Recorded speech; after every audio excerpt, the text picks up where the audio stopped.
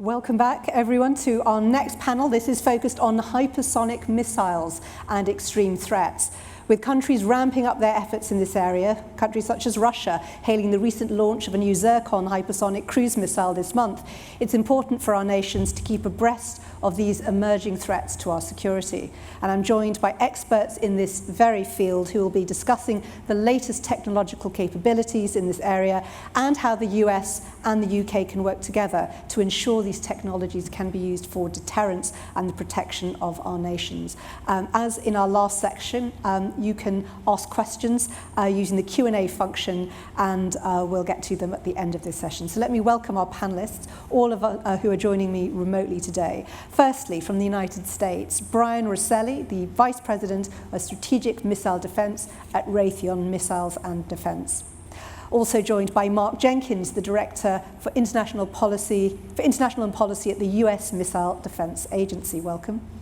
And I'm delighted to welcome Rose Guttemüller, who we have delighted to have up on the line, joining us from California at the Atlantic Future Forum. Rose was, of course, Chief US Negotiator of the so-called New START Treaty between the US and Russia when she was at NATO, which introduced measures to limit the use of strategic offensive weapons. And finally, we are joined by Vice Marshal Lincoln Taylor, the Chief of Staff Capability at HQ Air Command here in the UK. And I know, Vice Marshal, that you are on the line there. So welcome to you all. My first question is to Brian Rosselli.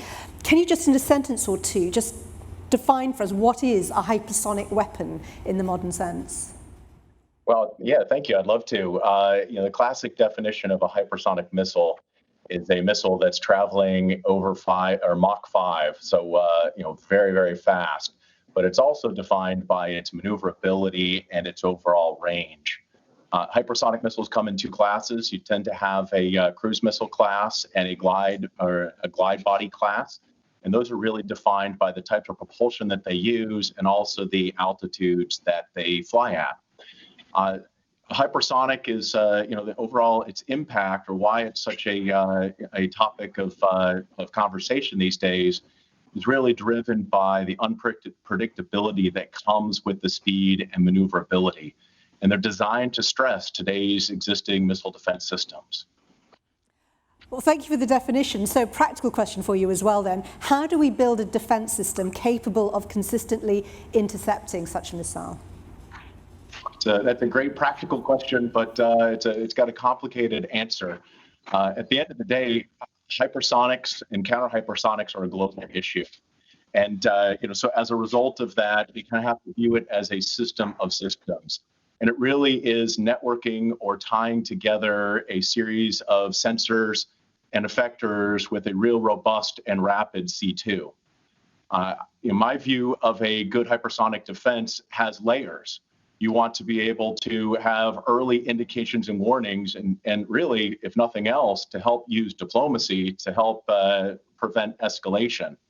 But then ultimately, you need to have the ability to address the threat, early in a boost phase or as it's gliding across the Atlantic or Pacific or wherever, and then certainly have the ability to address in a terminal phase should it get that far.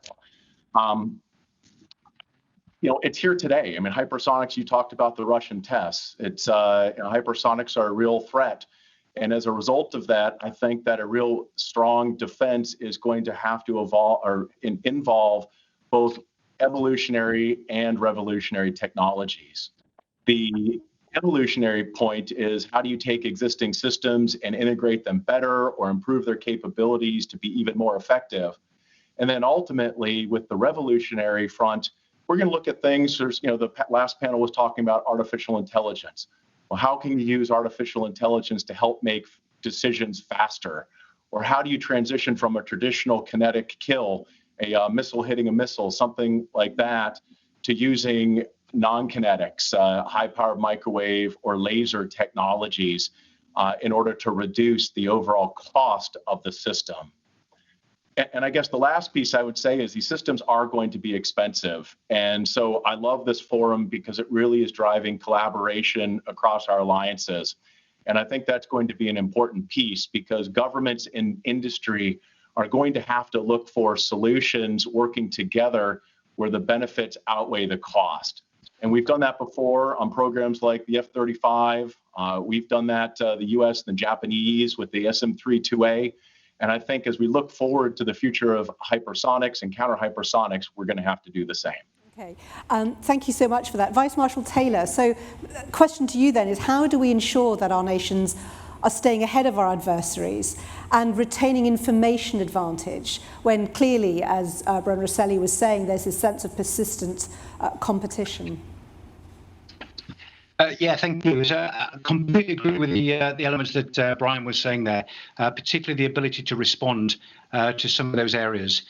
Information advantage, there are three critical areas probably. The first is the ability to detect these hypersonic systems. The second, because they are so fast and so responsive, is the ability to make a decision to counter them quickly, and including the things like the artificial intelligence that Brian just spoke to. And then you have to have the means to defeat or engage them.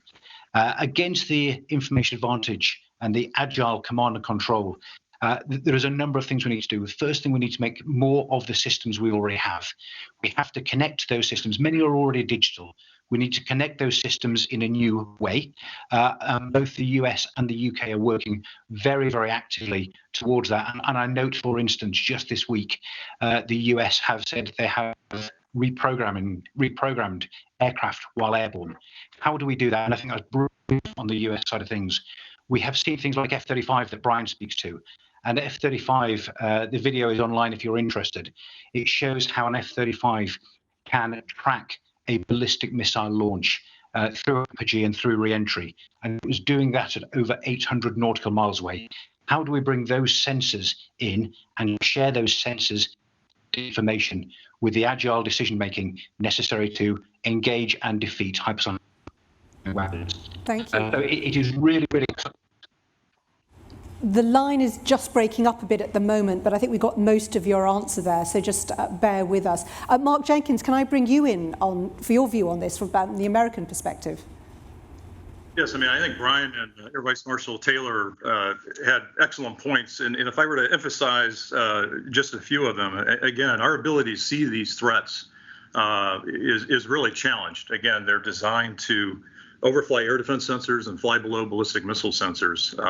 And so keeping persistent surveillance on these threats is key. I know Brian had talked about bringing our allies in as well. And that's one of the things we're trying to do, is to encourage our allies also to invest in sensors of their own that could somehow be integrated into a more global architecture that would be able to have that persistent tracking capability on these threats.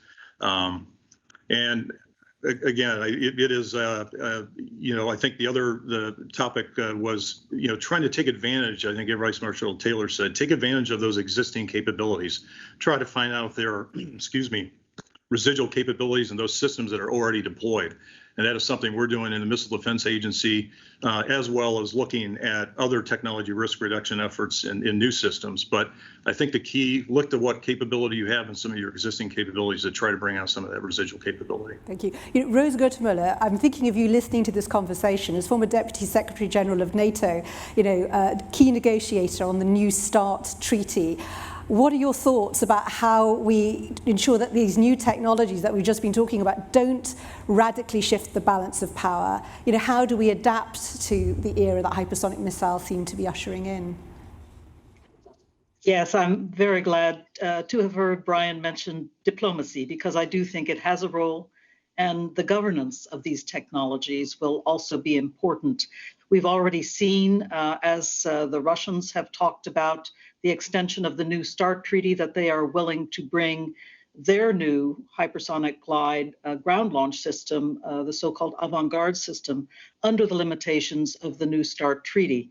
By the way, this very morning, as I've woken up in California, I've seen word that President Putin and President Trump are on the cusp of agreeing to an extension of the New START treaty and a freeze on warheads as part of a framework deal. And I think that's an excellent step forward. So let us see if that happens. But long story short, I think there are ways to think about how to use the traditional tools of arms control policy to take some steps to govern these technologies. The fact that the avant-garde system is launched on a two-stage ICBM, essentially part of the Russian system known as the SS-19. That brings it naturally under the New START treaty, under New START definition. So it's possible to take quite a traditional look at this. But I think for the future, because as our other panelists have mentioned, there are so many systems for launching, so many different approaches. Some systems are shorter range and wouldn't fall under a strategic arms control type of treaty. So we will have to take a pretty wide-ranging look, I think, at the governance questions, along with the questions of defense and deterrence that are also so very important. Thank you. Would any of the other panelists like to comment further on this issue about the governance, the issues about managing the shifting potential of the balance of power because of these missiles? Brian. Sure. I think that overarching, having a solid policy and plan is going to be important. And like everything, as the new threats and new technologies come to bear, I think we need to take a hard look at the policies and sort of the recognition of those threats. I think in the UK, there's a wonderful opportunity with the defense review that's going on to be able to develop and adapt the policy to address, ballistic missiles as well as hypersonics. And that will help, address the whole myriad of solutions from, providing focus to the diplomacy and the policymakers, to how industry and will play together and collaborate, and even down to academia. And Mark Jenkins talked a little bit about exploiting the technologies. Well, there's so much we don't know about the flight and controls and other things that we might be able to bring to our advantage. So I'd step back and just reinforce and say having a good, strong policy that addresses the holistic missile defense allows nations to focus in and work together. And there's lots of opportunity here over the next 6 months to be able to do that. Brian, Rosselli, you just talked about the potential there. Can I ask the rest of the panel then for their views on how can governments and the private sector collaborate to kind of leverage the opportunities afforded by these new technologies? I don't know if Mark Jenkins, you'd like to take that first. Yeah, thank you very much for the question. Absolutely. We can't take on this challenge without having a strong partnership with our industrial partners and our allies. And again, industry is a key partner in this effort. And where I think we need to draw the distinction, government really should focus our energies on clearly defining what the requirements are and really what the problem set is for the hypersonic issue, and then rely on industry and the universities, national labs to really develop the innovative solutions. And I think industry has shown us time and time again that they are capable of showing the kind of creativity needed to develop and apply these various type of technologies for issues like this. So absolutely, a partnership is key. Next question I want to ask first to Vice Marshal Taylor, but others should absolutely chip in if they'd like to add to this too. How important, Vice Marshal, will joint and coalition experimentation be in effectively combating future threats? Yeah, I think it's going to be absolutely huge. And what we have seen, I think, through the security frameworks we already enjoy, the NATO ballistic missile defense and the like, there are a series of strengths that each nation can bring to this and start to demonstrate how those technologies not only play into this, but strengthen that partnership. I think as we go through that, I think the link that Brian made to the previous panel, talking about the artificial intelligence, the bringing of smart new computing techniques to these existing technologies as well. It might be that any one of the partners can demonstrate that through the experimentation, demonstrating into the wider value, and again, back to that collective security under a framework policy. Who else would like to contribute on this? Mark Jenkins?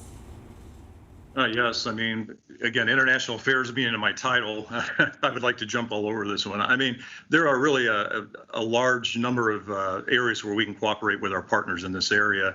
And one of them, simply put, is in S&T cooperation. And again, we've engaged in a number of our key allies to share our respective S&T roadmaps to try to find those areas where there's synergy and potential collaboration and novel technologies that we can apply to this mission set. We've done a number of architecture analyses with key partners as well to look at where some of their capabilities can actually be applied to a larger architecture against these kinds of threats as well. We've talked about the need for sensors. Again, I'm going to foot stomp the need for sensors. You need to have that persistent tracking and surveillance capability on these threats. So as many sensors as we can add to the mix, allied or otherwise, is obviously a positive. And when we start looking at testing these types of capabilities, the potential use for using test facilities and other facilities that our partners may have as well, I think is also key, because we're going to be doing some interesting threat regimes with these types of technologies. And again, I think we don't necessarily have all of the answers. And I think our allies have some areas to cooperate there. And then lastly, with the area of multilateral exercises, participation in exercises like Formidable Shield, which just took place in 2019, that gives an opportunity for allied nations, coalition partners to get together and really stress IAMD TTPs in a fairly stressing environment. And that occurred in 2019. We're now in planning for the one in 2021, hosted by the UK, by the way. And this is really a powerful tool and a powerful exercise to be able to exercise these types of concepts, especially against these challenging integrated air and missile threats. Thank you. Rose, go Could I underscore? Yes.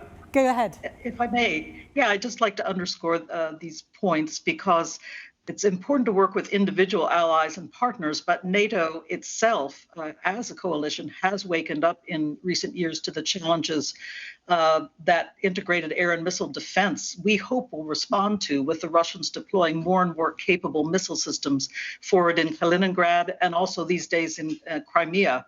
It's, I think, very important, and I'm delighted that we've had this conversation about working so much with allies and partners on an individual basis, yes, indeed, but let us also focus as we go forward on those kinds of exercises and training opportunities, as well as technology development in the NATO institution per se, because I think that NATO itself also brings some strengths to the table. Brian Rosselli, did you want to add to this as well? Yeah, this is a very popular topic. Thank you. I just wanted to stress that at the end of an exercise, the amount of learning that comes from a joint or collaborative exercise, the amount of learning that can come back and shape the requirements, the solutions, the technologies, I think that's a critical piece in being able to continue to evolve and develop the appropriate defenses. Fantastic. Right, I'm going to start taking questions that are coming in from our audience. And anyone can take this one, just dive in. Who is leading the global arms race for hypersonic missiles? Who wants to answer that? Brian? Or Mark?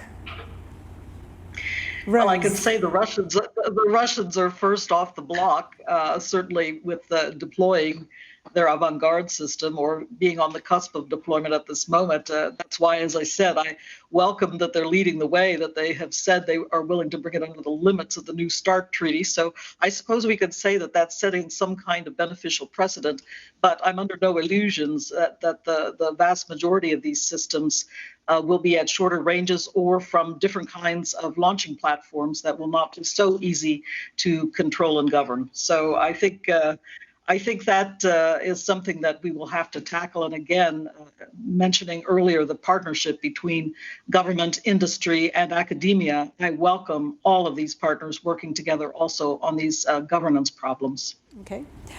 Next question then. Where do these weapons rank in the defense agenda of governments, and what more can they do to support progress in this area? Again, Brian, you'd like to go first on this. Go ahead. Sure. I mean, just from an industry perspective, and predominantly looking at the U.S., the dialogue around both offensive and counter hypersonics continues to increase, and I think we see within the budgetary planning process increased budgets going to address those threats. So just by very nature of how the resources are being allocated and requirements being developed. I would say that I'm not sure how I can place it from a priority perspective, but you can definitely see an increased interest as well as focus on addressing it as a threat. One of the things that's quite interesting discussing this, having just had a discussion about the threat of cyber attacks, is working out how far the two of them are in conflict or overlap. So both a question about the potential for cyber attacks on these missiles, but also how far, there seems something archaic to be talking about missiles when cyber attacks seem in many ways to be the new front line. And I wonder what all your panelists' thoughts are on this. Mark, shall I bring you in? Well, I would Go ahead, Brian. I guess I would just start with, from a cyber perspective, any system that we develop needs to address cyber in a very robust way. And as Vice Marshal Taylor had addressed, the solution here is a network of distributed sensors and C2. And so to that point, it could be vulnerable. So having a robust cyber defense to the overarching systems of systems, I think, will be critical. Thank you. I think Brian had a very good point there. And also, I mean, again, redundancy is also key when you're talking about missile defense and hypersonic missile defense as well. So you want to make sure, and we've talked about the idea of having a layered missile defense concept. It's to ensure that we have redundancy throughout the system as well. Okay. Question for Rose. To what extent is the debate now taking place about hypersonic weapons comparable to the discussions that we had about ballistic missiles at the turn of the century? Well, I think that's an excellent question. I do believe that rather rapidly we did have debates at the turn of the century about the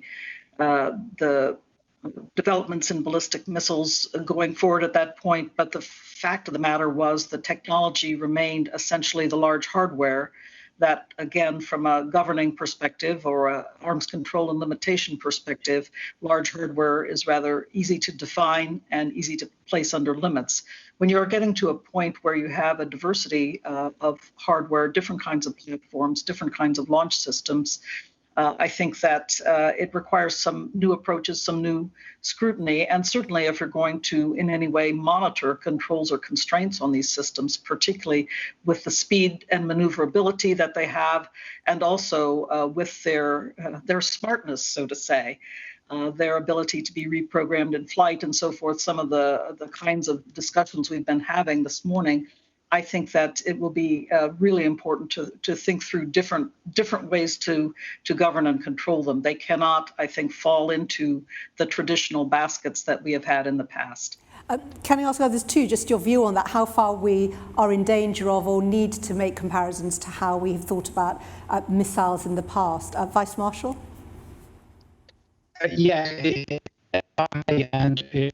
Rose. Do you know, I'm so sorry, Vice Marshal. I'm afraid the line to me is still quite disrupted, so we'll see if we can fix that, and they'll let me know when you can come back. Can I ask Mark Jenkins and Brian Rosselli your thoughts on this issue, the comparison to ballistic missiles of the past? I wouldn't mind taking this one. I mean, I think one of the issues, even back when we were talking about ballistic missile defense back in the day, is as well about how it would upset the current balance of power. And I believe, and again, from a material developer side, that improving our collective hypersonic defense capabilities only serves to maintain the current balance of power and not disrupt it. And I think it's very important that we demonstrate to the near peers that we're serious about countering the threat being used to hold our deployed forces at risk, frankly, and more effectively deter any thoughts they might have of regional aggression. And I think where missile offenses are important is it complicates the decision process of our adversaries. And I think that's important, just as it has been with the BMD debate back in the day. Thank you. Brian Rosselli, your thoughts on this? Sure. I mean, I thought that Rose, you said it fairly well, but at the end of the day, you kind of have to review and study what we did to learn what worked and what did not work, and then be able to project forward to do things differently. And Rose continues to the word governance, and I think that's an important piece in how we move forward. Not only do you have the diplomacy elements of it, but you may want to provide a different sort of governance given how the threat is different. Okay, next question, and I'm hoping that Vice Admiral, your line might be good enough, so I'm going to ask this to you first. Let's have a go. As we move towards hypersonic warfare and constrained decision timelines, what's the danger of inadvertent escalation, and how is this exacerbated or ameliorated through the use of AI versus a human in the loop? I don't know, Vice Marshal Taylor, if you can take that, have a go. No, I'm so sorry. I haven't got the line. I just wanted to try. Mark Jenkins, do you want to take that? Well, I think I might need to stay in my Oh, please, it looks like, was that Air Vice Marshal Taylor or not? Sadly, Vice Marshal Taylor's line is not working, so I'm just going to put the question to the other panelists. So with the possibility of kind of constrained decision timelines, how far there's a danger of inadvertent escalation if you've got AI rather than a human in the loop for decision making? The only point I would want to make there, and again, I want to try to stay in my lane again as the international affairs guy. And I think Brian talked about how, because of the speeds of these weapons and because of the complexity of these weapons, it is really important that we improve our command and control battle management communication systems, is what we call in the U.S. C2BMC. I think that is key and critical. It's the glue that holds the defensive system together, and I think that's one area where we have to enhance those capabilities in order to take on the kinds of challenges that you're talking about. Rose Guttermill, I'm going to ask you the same question, and then Brian.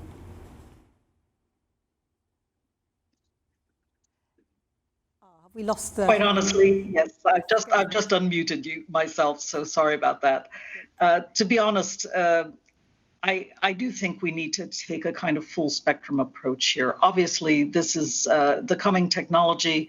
I think it's quite right to be thinking hard about the deterrence and defense side of the equation, to be looking at the very complex challenges that will face us as we attempt to defend against these systems, but also to take seriously the deterrence challenges and be ready to challenge our peer competitors in that way. But I also want to underscore again that I think we, at the diplomatic side of the spectrum, also need to be looking hard at what we can do to ensure that as we move forward, we are steering the technology and not letting it steer us.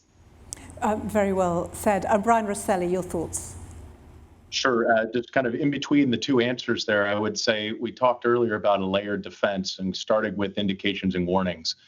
And I think one of the best ways to prevent escalation is to not let it happen. It kind of gets back to Rose's comment on diplomacy and that sort. But I think having the ability to understand when an adversary might be mobilizing, or through whether it's intelligence or surveillance, there's different ways to get an early look through those indications and warnings and be able to react ahead of an event that then you can sort of de-escalate before you have any challenges. And a final question in the time we have left. We know that there are kind of competing demands on governments' finances in the kind of current situation. They've been very much exacerbated by the pandemic. And I wonder what your thoughts are about where hypersonic missiles might fit in an agenda when there's priorities and tough decisions to be made about defense spending. Again, we want a volunteer who wants to take that on first. Well, maybe I will begin. Yes, I will begin because I really think as people are asking these questions about the future of this technology, I can see the real potential in terms of conventional armaments for these systems. But questions are coming up now about whether we should also emphasize them as a part of our modernization in the United States of our nuclear triad.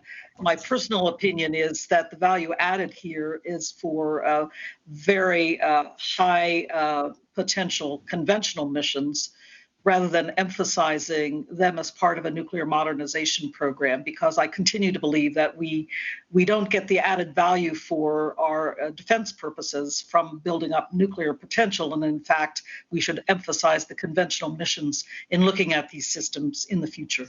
Mark Jenkins? Yes, again, I mean, a tough question, especially when we're in the middle of budget deliberations as we speak. But again, I think as outlined in really the 2019 Missile Defense Review, it said that we need to address the hypersonic threat through defensive means. And so it is another tool in the toolbox, I think, for our policymakers to not only have offensive capabilities, but also having defensive systems to give them that decision space in a crisis. And so, again, I believe you need a mix, and the policymakers, I guess, will have to decide how to appropriate the budget towards that mix. But it's a tool in the toolbox, and I think it's an area that's requires investment. Sadly, we have to leave the discussion there, but thank you so much. I'd particularly like to thank Vice Marshal Lincoln Taylor. I'm sure, as everyone appreciates, the logistics of putting on this conference mean that occasionally there are technical issues with the lines. But thank you to him. Thank you to Brian Rosselli, to Mark Jenkins, to Rose Guttermer as well. And ladies and gentlemen, next we'll be going live to the Pentagon right after this.